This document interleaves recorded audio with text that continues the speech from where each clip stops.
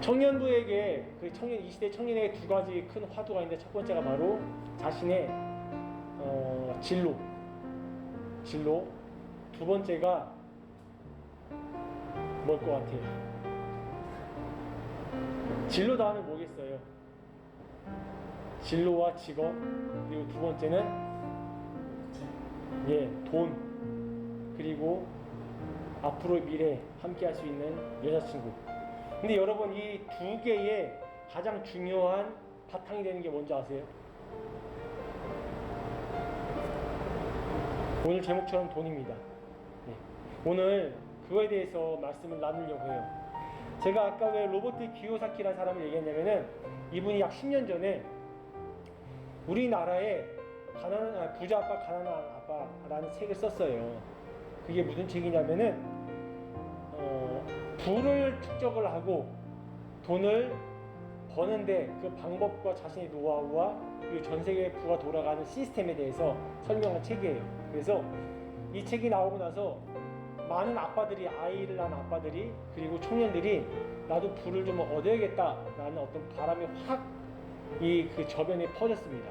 물론 지금도 이분이 영향력이 있어요.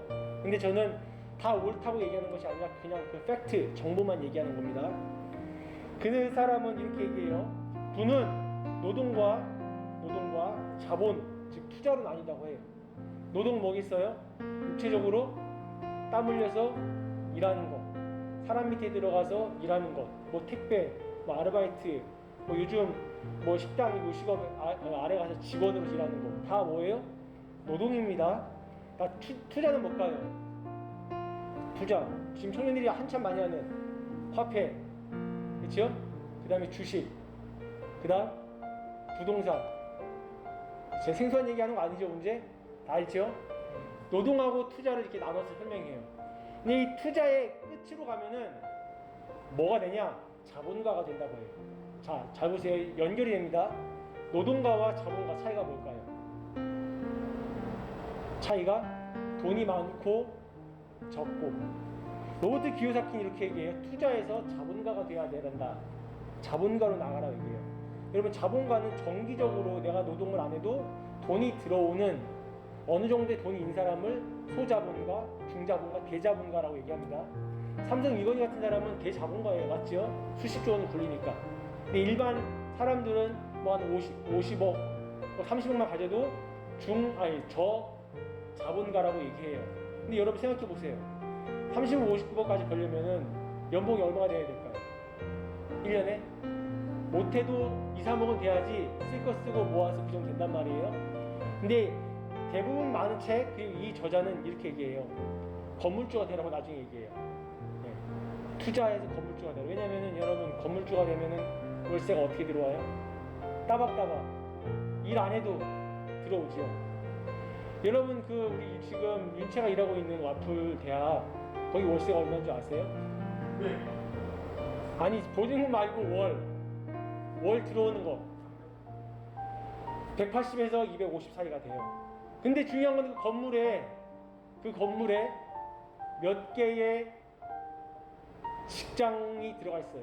보통 혹시 한 봤어요? 유심 있게 이렇게 유심히 봤어요? 어느 정도 이렇게 뭐 어떤 게 있고, 뭐 병원이 있고, 소아과가 있고, 뭐 치과도 있고, 뭐 핸드폰 판매점도 있고, 다양하게 있어요. 보통 15개에서 20개, 많으면 50개도 들어간 데가 있어요. 계산해 보세요. 20개만 들어있다고 해서, 작은 빌딩 20개만 들어가 있는 곳이라 해서 한 달에 200씩 된다. 월세가 얼마가 되겠어요? 계산 되지요? 4천이 되지요. 여러분, 한 달에 얼마 벌어요? 일반 직장에서 우리나라 평균 노동 4인 생계 가구가 한 달 살아가는데 보통 300만 원 이하라고 봐요. 300만 4인이 사는데 한 명이 아니에요. 4인이에요. 4인 가족. 한 명이 최저 월급을 받는 기준으로 봤을 때 보통 289만 원을 얘기해요. 그러면 4인이 산다고 본단 말이에요. 최저 생계비로. 한 달이에요. 그 사람이 1년 벌면 얼마예요? 하나도 안 쓰고 약 한 3,500 돼요. 맞죠? 근데 한 달에 4천이 들어온다. 일을 안 하고. 그렇죠? 자, 여기까지만 얘기하고 다 얘기할게요. 그래서 여러분, 유튜브는 제가 누누이 얘기했지만 돈을 엄청나게 벌 수 있는 노하우를 얘기해요. 맞아요. 그리고 자본가가 되라고 얘기하는 거예요. 그 자본가 끝에 가면 우리 일반 서민들이 자본가가 되기 위해서는 결정적으로 뭘 얻으라고 하냐면은 뭐래요? 꼬마 빌딩을 사라고 얘기해요. 들어봤지요? 한 5층 되는 한 7층 되는 꼬마 빌딩. 네. 그거 사면 월세를 받을 수 있다 이게요. 여러분 그래도 앞으로 목표가 뭐가 돼야 돼요? 건물주가 돼야 되죠. 근데 제가 오늘 성경 말씀에서 건물주가 되라고 얘기할까요? 자, 지금부터 시작합니다. 지금 여러분이 정체성을 만들고 직장을 구하고 여러분이 어떤 직업을 만들어 같이 소명을 발견할 때잖아요. 그렇죠? 근데 제가 그 앞서 이 돈 얘기를 왜 하냐면은 이 사이의 간격은 엄청나게 중요한 원리가 숨어 있기 때문에 그렇습니다. 우리가 이 원리를 알고 내가 이 세상을 바라보는 관점을 명확하게 인지할 때에 건물주로서, 부자로서, 또 가난한 사람으로서 얼마나 이들을 바라보는 시선이 우리가 깨끗해질 수 있느냐를 볼 수 있기 때문에 그래요. 자, 지금 여러분들 결혼을 해야 돼요. 그렇죠? 할 거지요, 언제? 하고 싶죠? 할 거란 말이에요. 자, 여러분 군대 갔다 오면은 자연스럽게 이제 부모님 밑에서 떠나야 돼. 지금도 사실 떠나야 되는데 의존하고 있잖아요. 떠나면은 반드시 첫 번째로 뭐가 돼야 되냐? 경제적인 독립이 안 되면 못 떠나요. 맞지요?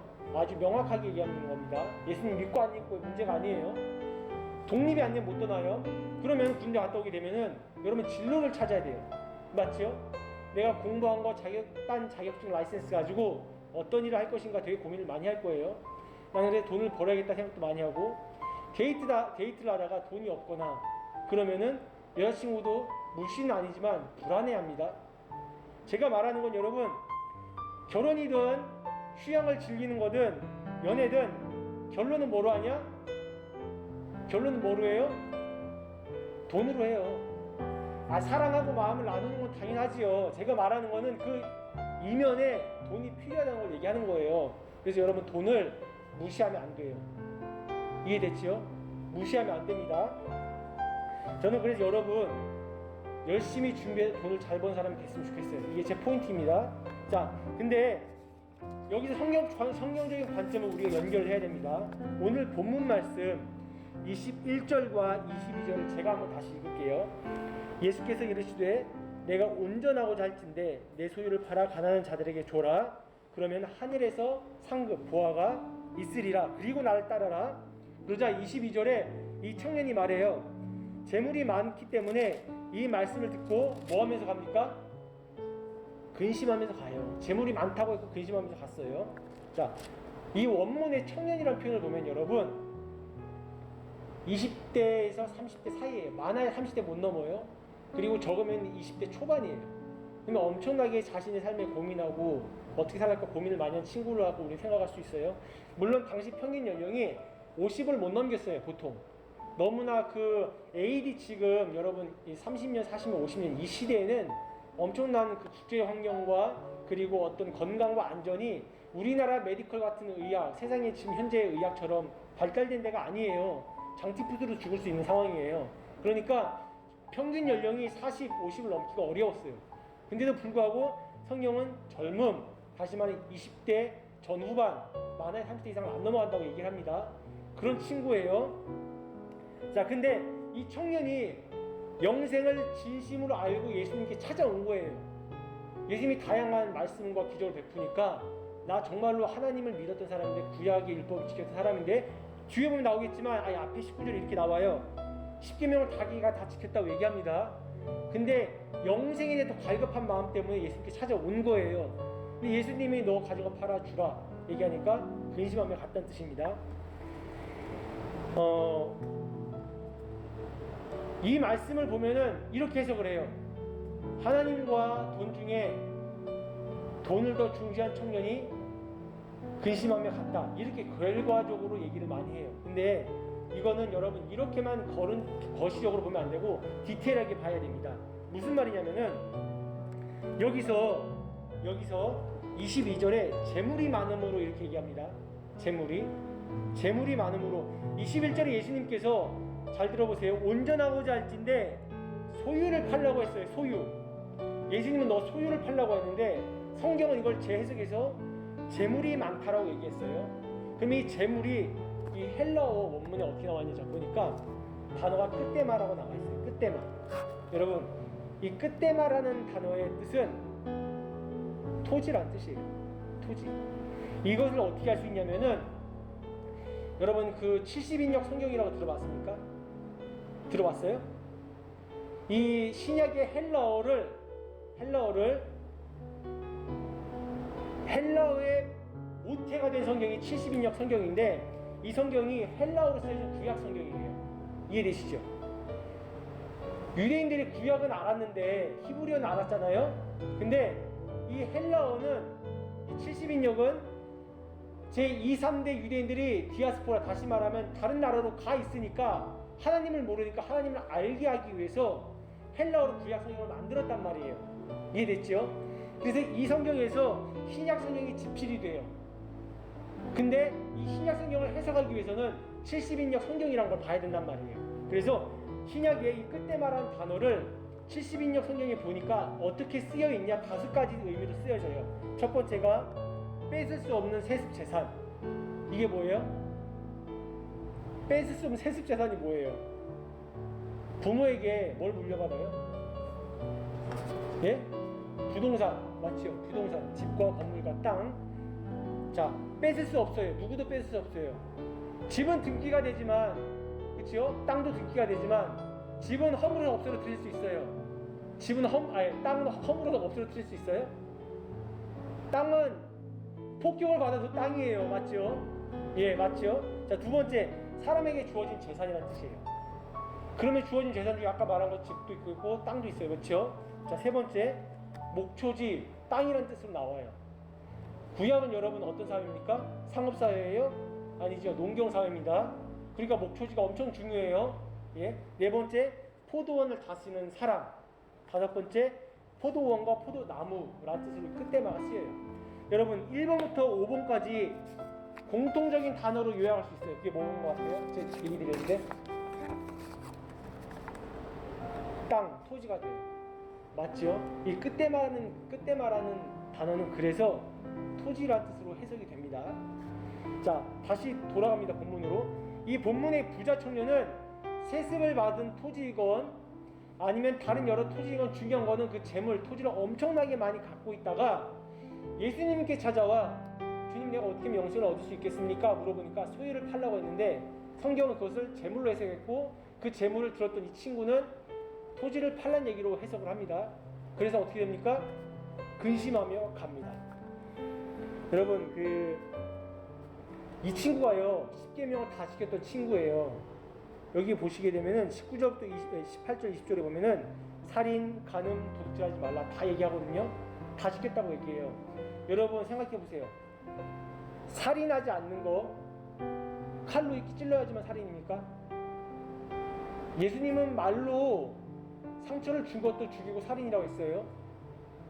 여자 성추행하고 성폭행해야지만 가늠한 겁니까? 아니에요. 예수님 마음으로 생각으로 음란한 것만 해도 뭐예요?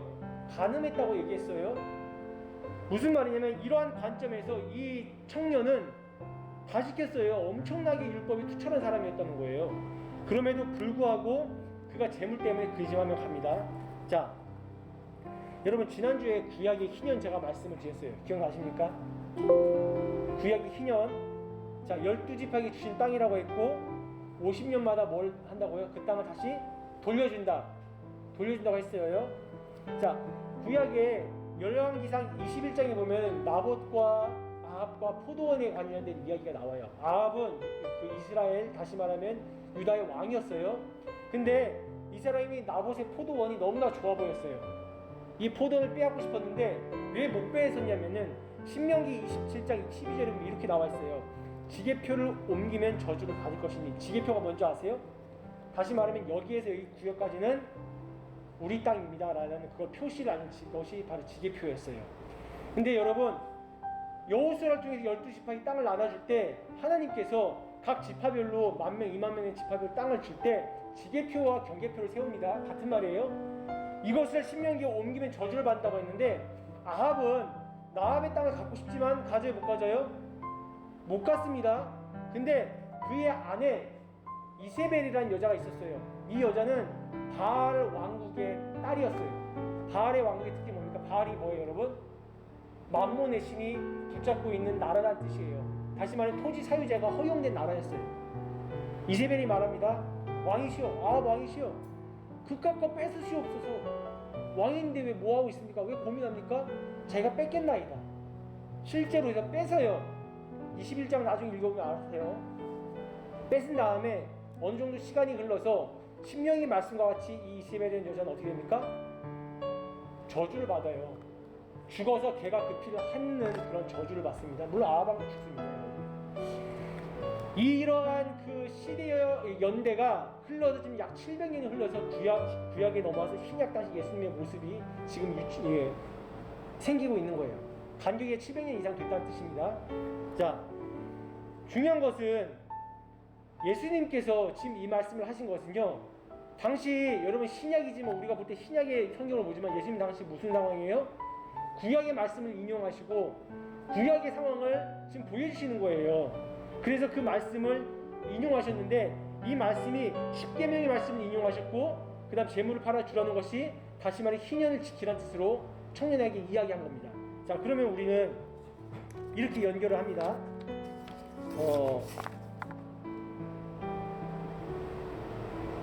구약의 농경사회와 예수님 당시 상업사회가 결합된 사회였어요.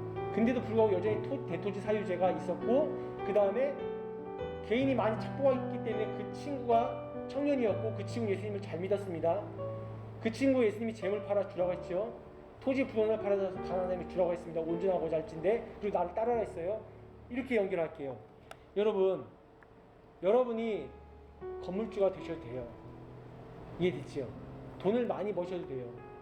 근데 여러분이 십계명 잘 지키고 교회를 잘 나옵니다. 아주 지금 20년 있다가 휴관이가 어떤 중직자가 되고 정말 잘 지켜요. 근데 돈 때문에 이 팔아서 주란 말씀에 잡혀가지고 그걸 못 팔고 근심하잖아요. 여러분이 그때 부자 청년의 모습일 수 있다는 거예요. 이해되십니까? 저는요 이것을 다 팔라고 해서 다 팔아야 됩니까? 적게 팔아야 됩니까? 이런 거를 여러분한테 얘기하고 싶지 않아요. 그건 여러분의 믿음과 그때 하나님께서 말씀하신 때와 상황이 다 달라져요. 중요한 것은 여러분이 지금 준비한 상황에 있어서 열심히 돈을 벌려고 노력하시고 좋은 직장을 가셔서 저축도 하시고 준비하세요. 그리고 나서 정말 더 열심히 준비해서 남들보다 더 잘 준비해서 건물도 사셔가지고 건물주가 되셔도 좋아요. 그 돈으로 많은 사람을 도우세요. 근데 결정적으로 이 질문 앞에서 나중에 근심하며 돌아갈 수 있기 때문에 여러분들이 돈을 바라보고 이 시대에 토지를 바라보고 경제를 바라볼 수 있는 눈이 열려야 된다는 거예요. 여러분 지금 유튜브 잘 살펴보면은 나중에 건물주가 되라고 하거든요. 근데 건물은 시간이 가면 갈수록 뭐가 합니까? 상하지요. 쇠하여져서 무너지는 게 건물이에요. 근데 여러분 토지는 이상이 있습니까? 없어요. 그래서 돈을 벌려면 나중에 토지를 사요. 지금 우리나라 10대 기업들이 삼성, LG 이런 모든 기업들이 사내 보유금이라고 해서 가지고 있는 토지 값이 얼마냐면 500조가 넘어서요. 왜 토지를 많이 산 줄 아세요? 가격이 오르니까, 부가 계속 창출되니까. 근데 하나님은 여기다 대고 토지를 갖는 건 둘째 문제고 토지에 대한 너희들이 그걸 팔아 나눠줄 수 있느냐를 문제를 삼는다는 거예요. 지금 예수님은 토지 갖고 있던 것에 문제 삼지 않았습니다. 그것을 팔아서 줄 수 있느냐 없느냐에 문제가 있는 거예요. 저는 이 부분에 대해서 다음 주에 홍대 젠트리피케이션 내용을 이야기할 거예요. 혹시 들어봤나요?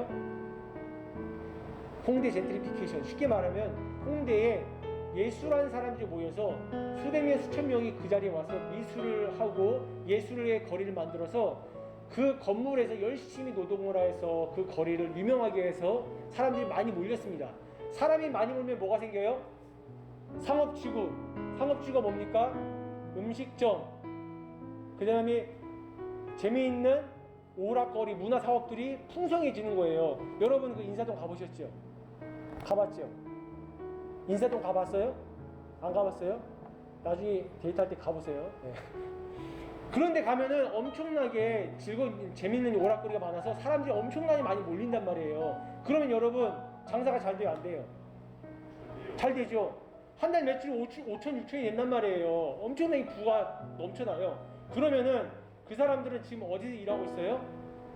건물에서 일하고 있지요. 맞지요? 처음에 건물 가격이 보증금 1000에 월세가 200이었는데 사람들이 오고 장사 잘 되니까 건물주들이 모여가지고 협의를 해서 우리 이번에 1년, 여태까지 2년 동안 200을 받았는데 다음 달부터는, 아니 내년부터는 우리 500을 받읍시다. 2년 있다가는 이번에 1000을 받읍시다. 그러면 어떻게 되겠어요? 거기서 일하는 많은 사람들이 나가게 되겠죠. 더 싼 데 찾게 되겠죠. 맞죠? 홍대 젠트리피케이션이라는 얘기가 예술가들이 왔다가 오랫동안 예술을 발전시켜서 그 거리가 풍성해졌는데 건물주들이 월세를 올리는 바람에 다두고 떠난 사례를 말해요. 제 이 부분에 대해서 구체적으로 그리고 기업의 입장에서 얘기 드리고 여러분들에게 다른 쪽도 연결을 하겠습니다. 그래서 제가 하나님 나라에 대해서 설명하는 것은 여러분들이 젊었을 때, 청년의 때에 사회를 보는 시선을 가져야 돼요. 그냥 이 시선, 나는 여기 부의 노선에 탈 거야. 나는 가난한 아빠, 가난한 청년이 안 될 거야. 멋진 여자랑 좋은 여자랑 데이트도 하고 싶어. 돈 많이 벌 거야. 이건 나쁘다는 게 아니라 부와 가난 사이에서 그리스도인으로서 이 관점을 바라보는 시선이 성경의 관점을 바라보지 못하면은 우리도 예수님 믿지만 나중에 부자 청년 앞에서 어떻게 된다? 근심하며 떠나갈 수 있다라는 것을 이야기하고 싶었던 것입니다. 아멘. 다 함께 기도하며 마무리하겠습니다.